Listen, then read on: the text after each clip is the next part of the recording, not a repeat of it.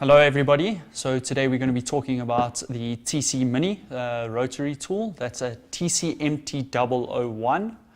Then we're going to be talking about the accompanying accessories that are very useful. We're going to go through an introduction of the tool, how to fit the accessories, basic usage of the tool, as well as a couple of tips and tricks that I've learned when using the tool. So the accessories we're going to talk about, we're going to be talking about TCMT001SS, so that's the telescopic stand. And we're going to be talking about the TCMT001FS, which is the flexi shaft. Starting off, we're going to go through a basic introduction of the TC Mini. So what it is a mini tool with a flexi shaft. The basic power of the motor in this, you're looking at 170 watt. Then it comes from the no load speed of the tool. You're ranging from 8,000 RPM to 35,000 RPM. So that's on your settings. Those scale all the way from 1 to 6. Then we are going to look at the three collet sizes of the basic collet sizes that you use. So you're going a 1.6, a 2.3 and a 3.2 millimeter collet in here. So when we're talking about collets on the TC Mini, we're talking about these little pieces here. So what that does is it acts as a chuck, and what the objective of a chuck is to hold your bits in place so that when the motor's spinning there's no slipping, and the less slipping you get, the more accurate your machining or your tooling can be. So how the chuck works, how the collets work, is you're basically just going to take off the chuck sleeve here. It's just unscrewing very basically.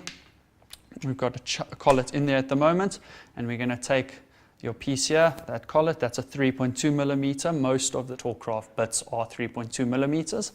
You're going to just put that in there, screw that back on, easy as that. Then the next thing is if you want to insert a flexi shaft. So most people do enjoy using the flexi shaft. It does make the tool a little bit more usable, a little bit more comfortable, because you're not trying to hold as small as the tool is. You're not trying to hold it around all the time, trying to fit it in your hand or grinding. Grinding's quite nice with it slightly bigger, but the flexi shaft for small usage, engraving, that sort of work, very, very nice.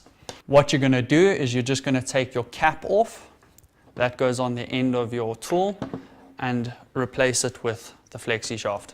So inside the flexi shaft you will see there's a spring inside there. Now what that does is that actually drives your tool when it spins. So your collet needs to clamp onto the flexi shaft. So you're going to insert that in there, tighten up your collet, just clip there, hold on the top there, tighten that up, grab your collet spanner and just hold that, tighten it on there, and you're ready to go. Just going to screw this straight on where your neck would have been.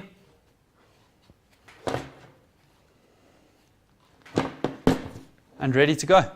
The next accessory that we're going to be working with today is going to be the TCMT001SS. So that's your telescopic stand.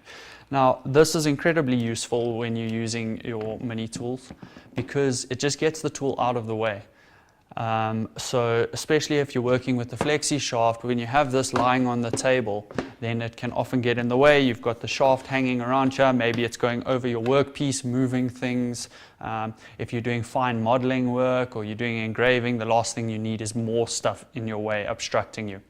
So what you're going to do is this goes in two different orientations, so that you can either clamp it on the side of a table vertically, like that, or you can clamp it horizontally like that.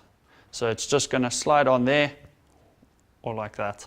So today, because we've got a very thick table here, I've just made a little jig and we're going to clamp it on vertically. So I'm just going to screw my telescopic shaft on here. Easy as that. Then you can see there's a plus and a minus on there. That indicates whether you're tightening or loosening your telescopic shaft. So I'm going to pull that out. That's your first step. Tighten it. Then the next one, pull it out, tighten it, and there you go. That you can just swivel around to suit whichever direction you want it. So we're going to work with it on this side. Nice and easy, out of the way. Clamped on there nice and tight. And then we can hang our TC Mini straight up there like that. Now when we're using our flexi shaft, it's out of the way. We don't have to worry about this getting too hot because none of the air ducts are covered. Our exhausts and our intakes are completely free, and this is all out of the way, leaving space for you to work. The next thing we're going to talk about is the actual functions of the TC Mini and all of the bits that you can get with it. So what we have here is we have a basic set that you can buy with the TC Mini, and this kind of gets to 90% of your basic functions. So there's 8 primary functions. That's grinding, cutting, routing, engraving, polishing, cleaning, and sanding. So the only thing that you're not going to get in this small set here is going to be the routing. There are specific router bits, and then you have a basic overview of all of your functions. So with sanding, you're going to be using the sanding sleeves here with the barrel, the rubber barrels. You've got 2 different sizes.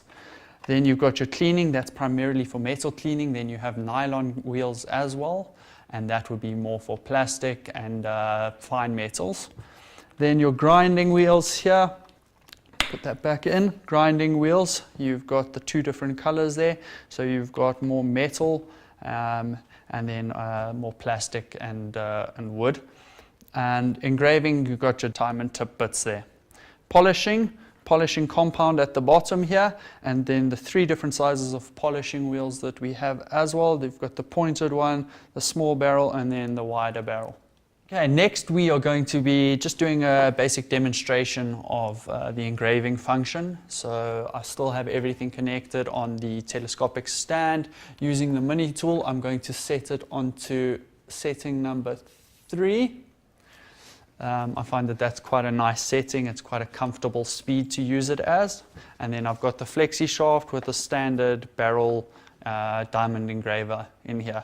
I quite like the barrel engraver because it doesn't have too sharp a point, so it means that your detail's not too fine. But at the same time, because it does have an edge on it, you are able to get thinner lines. Today we're going to be engraving on this piece of glass.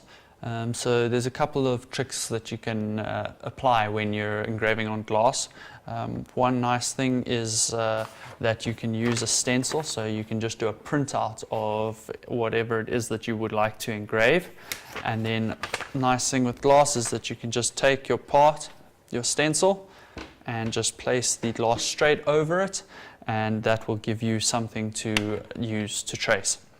The next thing that we can do with a stencil is you just take some tape. Masking tape works perfectly well, and you can just tape along the edges of your piece of glass. Avoid cutting yourself, although it is always good to use PPE, so glasses, gloves, and a dust mask if you're working with things like glass or ceramics.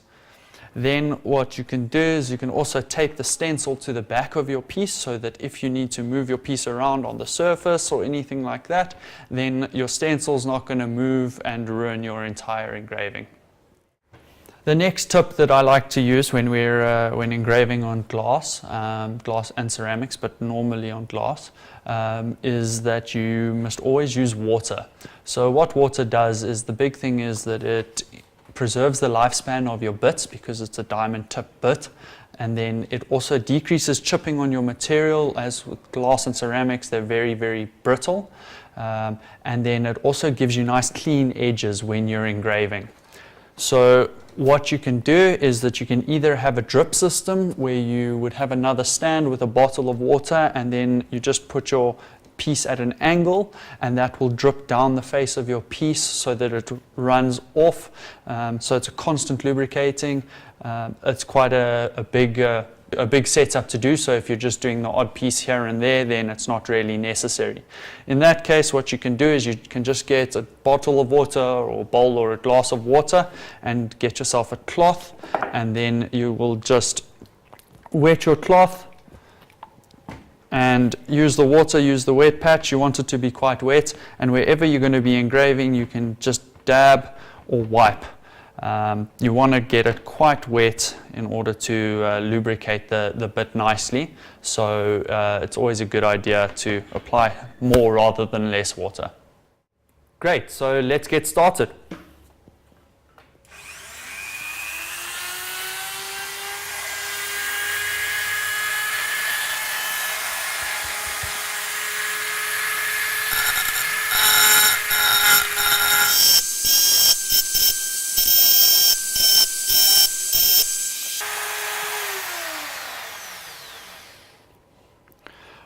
One thing that is very useful, especially when you're doing square letters or something like buildings and that, is that it is always easier and a more natural position to pull the engraver towards you rather than pushing it away or pulling from left to right and right to left.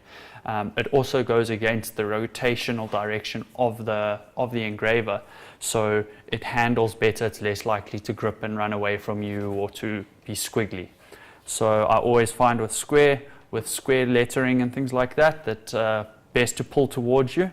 What you can do as well is that if you have things like here where we've got different angles, then just change the direction of your workpiece so that you can get those right, especially for doing your initial outlines where you're going to need to get that detail as fine as possible.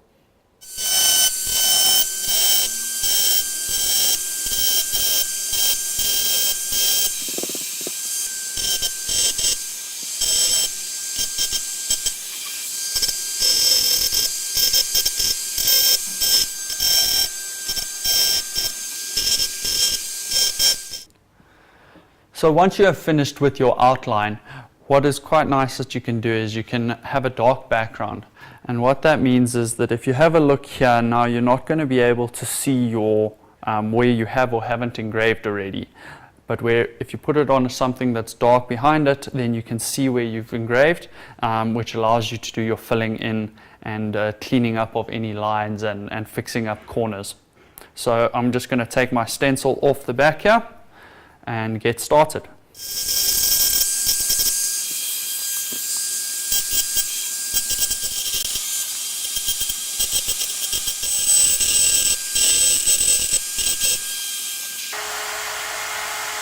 Okay, so we've finished doing our, give that a nice wipe there, finished doing our first word of the Tork logo.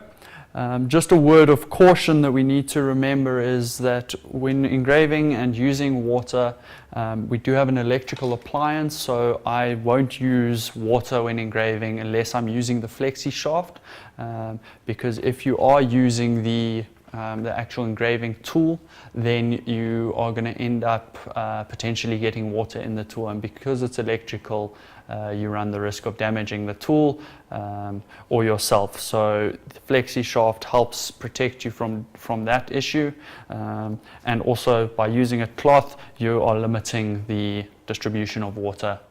And that concludes our demonstration on the Tork Mini Rotary machine. For more info or if you have any questions, please feel free to contact us. Otherwise, visit our website.